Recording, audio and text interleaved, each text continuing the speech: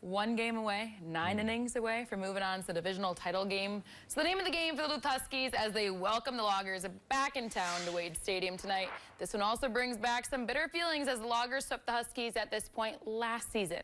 Both Huskies are looking to reverse that narrative tonight. The league's MVP was rounding third on his way home just as I was making my way to Wade. Ethan Surek brings in first of many runs. George McIntyre responsible for the RBI double there. Hoagies all hyped. It's 1-0 in the first inning. Same inning, Reagan Reeder reading this pitch right, sending it way out to deep left. Loggers miss the catch. McIntyre comes home with another miscue in the outfield. Reeder advances to third. RBI triple. Huskies roll 2-0 early. Bottom 2, Simon Murray kept the bats rolling, dropping one in deep right. Tyler Palmer with the summer slip inside home. And with that, it's 3-0 Huskies. Another 2-run inning there would make it 4-0 until a wild pitch of the Loggers came in the fourth.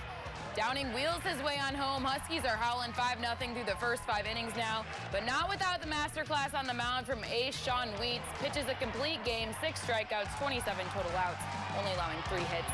He earns the shutout win, and the Huskies sweep the Loggers with 8 runs. They advance to the divisional title game on Wednesday against the winner of Mankato or St. Cloud.